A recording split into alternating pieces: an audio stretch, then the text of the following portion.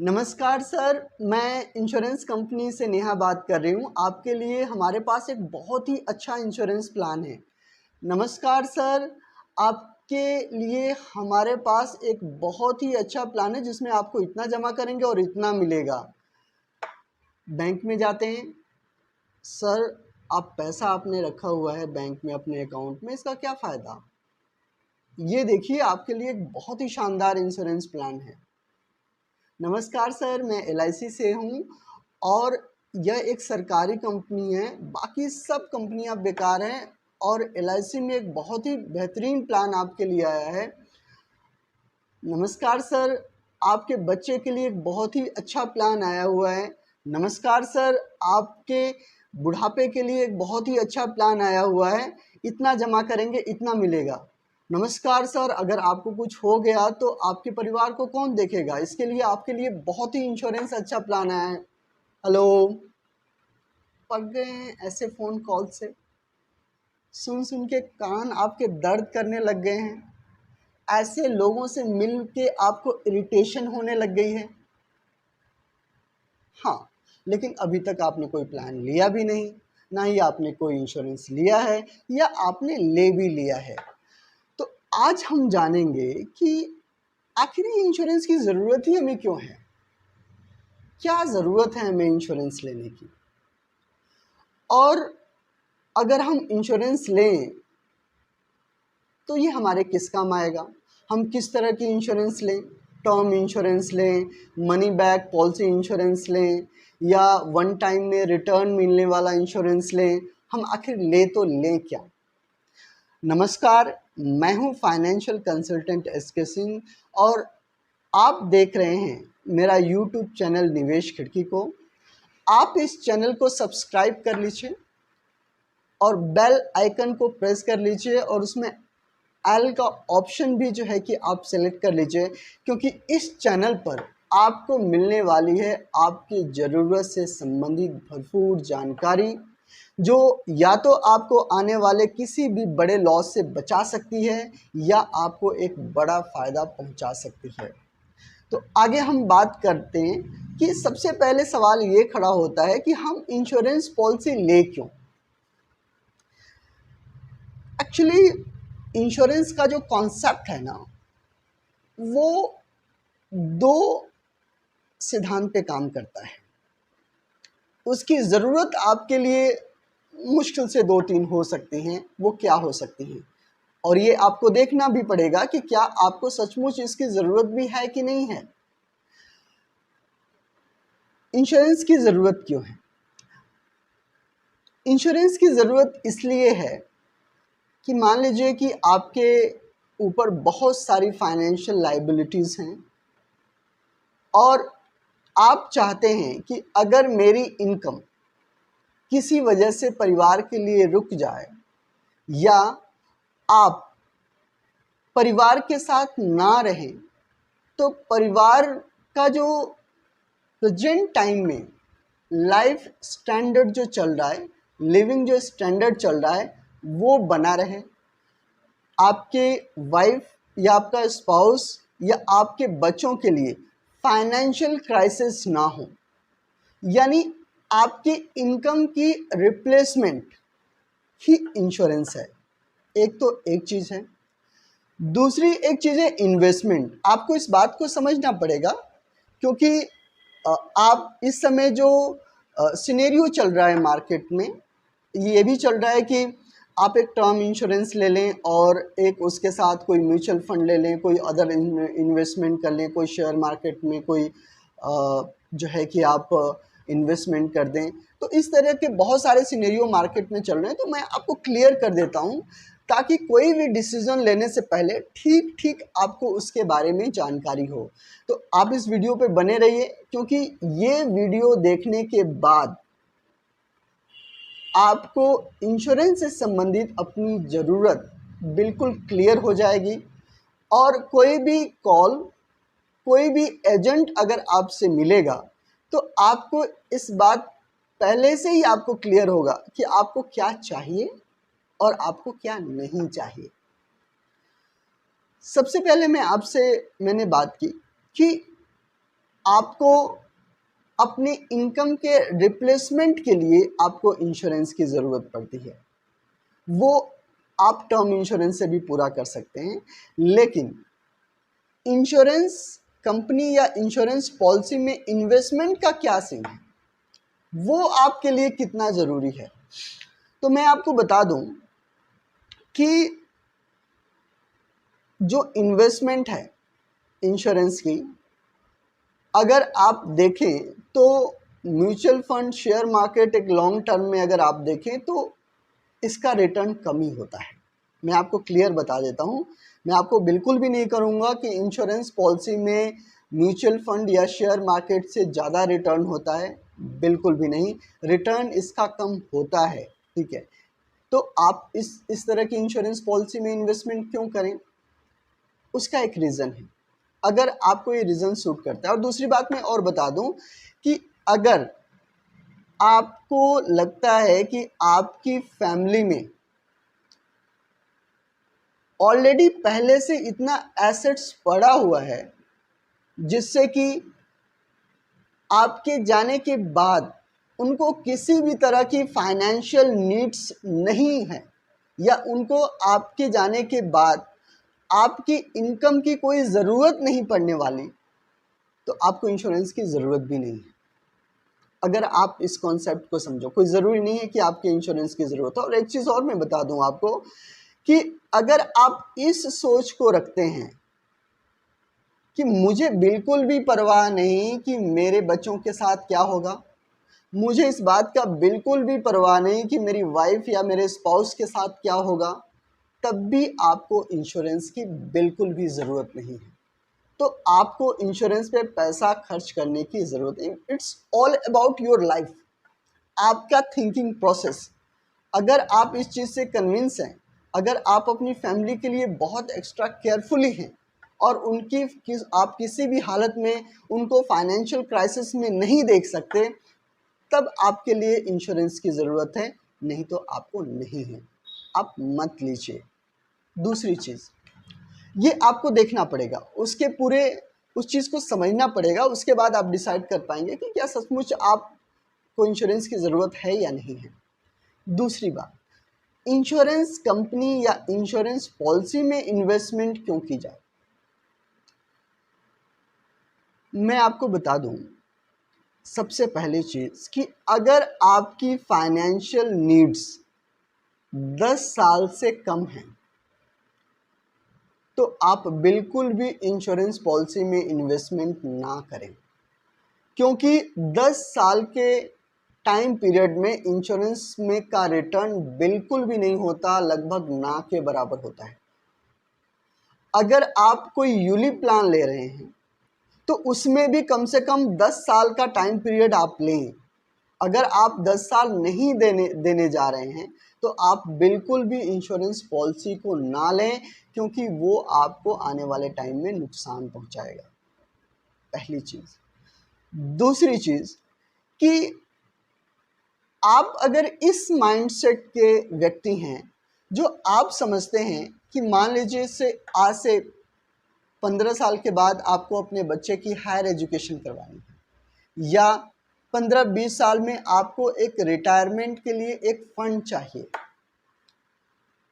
और उसके लिए आप फंड क्रिएट करना चाह रहे हैं, और आपके पास बहुत सारे ऑप्शन हैं। आपके पास म्यूचुअल फंड का भी ऑप्शन है, आपके पास पीपीएफ का भी ऑप्शन है, आपके पास सुकन्या समृद्धि योजना का भी ऑप्शन है अगर जिनकी बेटियां हैं, आपके पास और सारे भी ऑप्शन है, पोस्ट ऑफिस में बहुत सारे ऑप्शंस हैं, एफडी आरडी के भी बहुत सारे ऑप्शंस हैं। तो आपको इंश्योरेंस पॉलिसी की क्या ज़रूरत है? तो मैं आपको बता दूं कि अगर आप इस माइंडसेट के हैं, आपने कोई टाइम पीरियड आपने सेलेक्ट कर लिया कि मान लीजिए कि आपको 15 साल के बाद आपको 50 लाख, 1 करोड़, 2 करोड़ के फंड की आपको ज़रूरत है, और आप जो है कि आपके पास ये सारे ऑप्शंस हैं, तो आप इंश्योरेंस पॉलिसी को क्यों चूज़ करें? अगर आप ये समझते हैं कि आपका फाइनेंशियल डिसिप्लिन बहुत कम है, और इंश्योरेंस पॉलिसी में क्या होता है कि, इंश्योरेंस पॉलिसी में क्या होता है कि इंश्योरेंस पॉलिसी आप देखते हैं कि लोगों की इंश्योरेंस पॉलिसी, खासतौर से LIC पॉलिसी 15 साल 20 साल चल जाती है, लेकिन कोई और इन्वेस्टमेंट आपकी इतनी लॉन्ग टर्म टाइम तक नहीं चलती, चाहे वो म्यूचुअल फंड का हो, चाहे वो शेयर मार्केट का हो, या कोई अदर इन्वेस्टमेंट हो, वो बीच में ही आपकी टूट जाती है, इतने लॉन्ग टाइम तक नहीं चलती। उसका रीज़न क्या होता है? उसका रीज़न ये होता है कि जब आप अपनी पॉलिसी को बंद करने जाते हैं या उस पॉलिसी को आप विड्रॉ करने जाते हैं, तो आपको बहुत ज़्यादा फाइनेंशियल लॉस शो होता है और आप किसी भी कीमत पे वो फाइनेंशियल लॉस बियर करने के फेवर में नहीं होते और वो पार्टिकुलर टाइम में वो पॉलिसी बच जाती है, क्योंकि फाइनेंशियल सिचुएशन एक जैसी नहीं होती। फिर आप कंफर्टेबल हो जाते हैं, फिर वो पॉलिसी कंटिन्यू हो जाती है और वो आपके एक पार्टिकुलर टाइम तक पहुंच जाती है। दूसरी इन्वेस्टमेंट आपकी वहाँ तक पहुँचना बहुत मुश्किल होता है। जो बहुत ज़्यादा फाइनेंशियल डिसिप्लिन में रहते हैं, उन्हीं की इन्वेस्टमेंट वहाँ तक पहुँच जाती है। तो अगर आपको लगता है कि नहीं, आपको जो है कि आप बिल्कुल भी किसी कीमत पे इस इन्वेस्टमेंट को नहीं तोड़ना चाहते, क्योंकि ये आपने अपने बच्चे के मैरिज, अपने बच्चे के हायर एजुकेशन के लिए आपने इन्वेस्टमेंट कर रखी है, तो आप इंश्योरेंस पॉलिसी ले सकते हैं, क्योंकि इस कारण से आपकी वो पॉलिसी इन्वेस्टमेंट बची रहती है और वो टारगेट तक पहुंच पाती है। दूसरी बात कि अगर आप इस माइंडसेट के हैं कि आप ना बिल्कुल फाइनेंशियल रिस्क नहीं लेना चाहते, चाहे आपको रिटर्न कम ही मिले, आप शेयर मार्केट के पचड़े में नहीं पड़ना चाहते, आपको कोई इस बात की टेंशन नहीं चाहिए कि भाई शेयर मार्केट गिरी तो आपके पैसे कम हो गए, कब शेयर मार्केट ऊपर है कब नीचे है, आप बिल्कुल भी इस टेंशन में नहीं रहना चाहते, या अपने उस अर्निंग पर उस टाइम के अमाउंट जो मिलने वाला है आप इसको इससे रिस्क फ्री रखना चाहते हैं, तब भी आप इंश्योरेंस पॉलिसी एक ऑप्शन हो सकता है। मैं आपको फिर बता दूं कि सिर्फ इंश्योरेंस पॉलिसी नहीं, इसके साथ और भी ऑप्शंस हो सकते हैं। वो डिपेंड करता है कि आपका पोर्टफोलियो किस तरह का है, आपकी रिक्वायरमेंट किस तरह की है, उसके आधार पे आप ये डिसीज़न लेंगे कि आपको एक इंश्योरेंस पॉलिसी लेनी चाहिए कि नहीं लेनी चाहिए। नेक्स्ट जो चीज़ है कि अगर आप चाहते हैं कि एक पार्टिकुलर टाइम पर, अगर आप इंश्योरेंस माइंडेड नहीं हैं और आप टर्म इंश्योरेंस में आप चाहते हैं कि आप ये इस माइंडसेट के हैं कि आप सोचते हैं कि टर्म इंश्योरेंस में पैसा देना वेस्टेज ऑफ मनी है, यानी इससे कोई बेनिफिट, आप उस माइंडसेट के हैं ही नहीं, आपसे टर्म इंश्योरेंस चलेगा ही नहीं, या आप इस सोच के हैं कि मैं ऐसे इंश्योरेंस में क्यों पैसे दूं जो मेरे मरने के बाद ही सिर्फ पैसा मिले, जीते जी मुझे कुछ ना मिले, या आप इस माइंडसेट के हैं कि मरने के बाद जैसा होगा फैमिली देख लेगी, मुझे इस बात की कोई टेंशन नहीं है, मैं तो अपनी टेंशन लेता हूं कि अगर मैं जीता रहा तो मेरे बुढ़ापे का क्या, अगर मैं जीता रहा तो मेरे बच्चों के हायर एजुकेशन का क्या, अगर मैं जीता रहा तो मेरे बच्चों के मैरिज का क्या। अगर आप इस सोच के हैं तो आपके लिए इंश्योरेंस पॉलिसी एक बेहतर ऑप्शन हो सकता है। और क्योंकि पॉलिसीज़ में बहुत सारी पॉलिसीज़ ऐसी हैं जिसमें इंश्योरेंस काफ़ी ज़्यादा होता है, बहुत सारी पॉलिसीज़ में कम होता है, तो आपकी इस इन्वेस्टमेंट के साथ साथ आपकी इंश्योरेंस भी आपका कंटिन्यू रहता है, तो आप एक इंश्योरेंस भी उसके साथ आपको मिलता है, तो आप इसके सहारे ही इंश्योरेंस चला सकते हैं, अलग से कोई इंश्योरेंस नहीं चला सकते। कई चीज़ें कहनी बहुत अच्छी लगती हैं, लेकिन उनको फॉलो करना बड़ा मुश्किल होता है। फॉलो करना, फॉर एग्ज़ाम्पल, अगर मान लीजिए कि आपको मैं एक सजेशन दूं कि 20 साल हैं आपके रिटायरमेंट में, एक आप ऐसा कीजिए कि 1-2 करोड़ की टर्म इंश्योरेंस ले लीजिए, जिसका प्रीमियम आपका 24 से 25 हज़ार रुपये सालाना आएगा या 30 हज़ार रुपये सालाना आ जाएगा, डिपेंड करता है आपकी एज पे। और इसके साथ साथ आप एक म्यूचुअल फंड ले लीजिए वो म्यूचुअल फंड आपको जब आपका बुढ़ापा आएगा तो उस समय आप विड्रॉ करा लीजिएगा। अगर आपको ये बहुत अच्छा है, ये एक फाइनेंशियल एडवाइजिंग के तौर पे बहुत अच्छा है। लेकिन क्या आप अपने आप को ये समझते हैं कि आप एक ऐसे इन्वेस्टमेंट में, एक ऐसे इंश्योरेंस में आप पैसे कंटिन्यूअस डाल सकते हैं जिसमें आपको लगता है कि आपको जीते जी कुछ नहीं मिलने वाला? और क्या, क्योंकि आप देखेंगे कि हर 3-4 सालों में हर एक की लाइफ में, ये डिपेंड नहीं करता कि आप कितना कमाते हैं, आप कितने पैसे वाले हैं, हर एक की लाइफ में फाइनेंशियल उतराव चढ़ाव आते रहते हैं। और उन उतराव चढ़ाव में कोई भी एसेट्स हो, आप उन एसेट्स को क्लोज करके आप उस फाइनेंशियल नीड्स को पूरा करते हैं। हम सभी की लाइफ में ऐसे फाइनेंशियल उतराव चढ़ाव आते रहते हैं।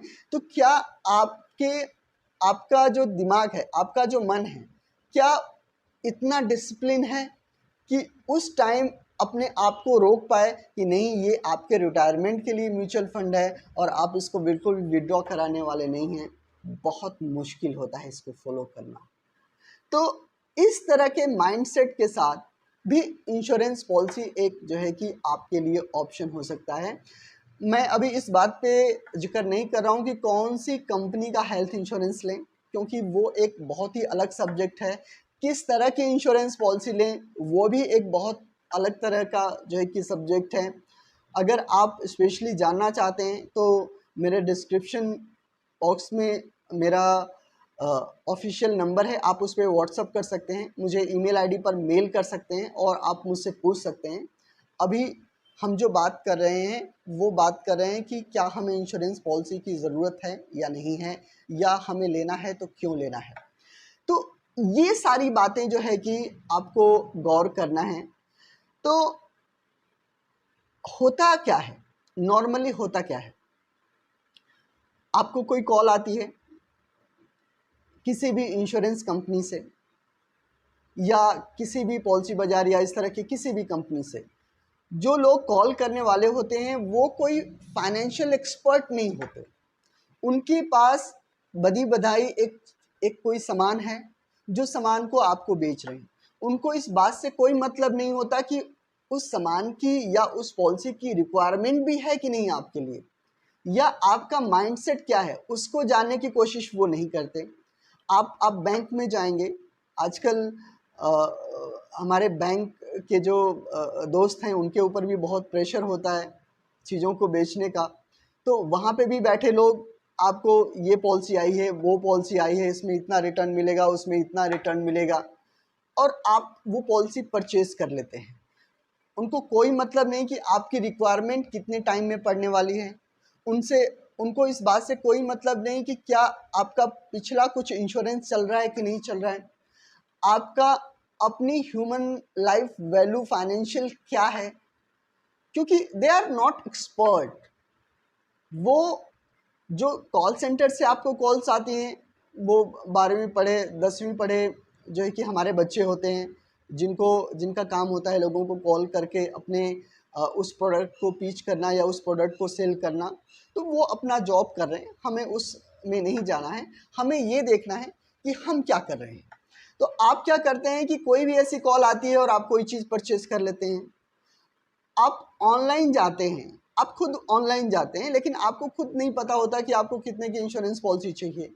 ठीक है, आपकी फाइनेंशियल नीड क्या है, आपका माइंडसेट क्या है। तो आपको कोई भी इस तरह का फाइनेंशियल प्रोडक्ट खरीदने से पहले आपको अपने माइंडसेट, अपने फाइनेंशियल पोर्टफोलियो को समझना पड़ेगा। नहीं तो आप बहुत बड़ा लॉस जो है कि कर सकते हैं। लॉस कैसे कर सकते हैं, क्योंकि जो आप टाइम डिसाइड करेंगे वो टाइम ही आपके रिटर्न को डिसाइड करेगा। जिस तरह की नीड्स है आपकी, उस टाइप की अगर आप इंश्योरेंस पॉलिसी को डिसाइड करेंगे तो वही आपके रिटर्न को, क्योंकि बहुत सारी पॉलिसी इंश्योरेंस ओरिएंटेड होती हैं, बहुत सारी पॉलिसी रिटर्न ओरिएंटेड होती हैं, तो वो सारी चीज़ें अलग अलग होती हैं। तो ये एक इतना आसान नहीं होता चीज़ों के लिए। हमारे जो बैंक में हमारे जो मित्र बैठे हैं वो आपको कोई पॉलिसी बता देते हैं और आप परचेज कर लेते हैं, ठीक है।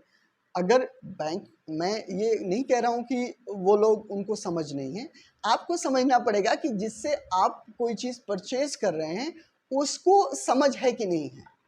ये आपकी रिस्पॉन्सिबिलिटी है as a buyer, as a खरीदार, एज ए ग्राहक, ये आपकी रिस्पॉन्सिबिलिटी है।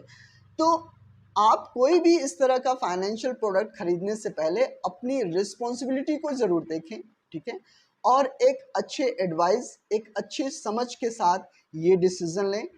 तो मुझे लगता है कि अब आगे जब भी आप कोई इंश्योरेंस प्रोडक्ट या इंश्योरेंस पॉलिसी खरीदेंगे तो आप इन बातों का ख्याल रखेंगे, जिससे कि आप एक सही डिसीज़न ले पाएँ, एक सही प्रोडक्ट खरीद पाएँ, या एक एक कोई भी बिना मतलब की पॉलिसी खरीदने से बच पाएँ। तो आज के वीडियो में बस इतना ही। आगे ऐसे ही फाइनेंशियल इन्फॉर्मेशन आप तक हम पहुंचाते रहेंगे, और मुझे पूरा भरोसा है कि आपने मेरे इस चैनल को सब्सक्राइब कर लिया है और ऑल बटन को आपने प्रेस कर लिया है, क्योंकि आपने इस वीडियो को अंत तक देखा है।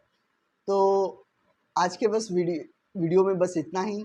नमस्कार, जय हिंद।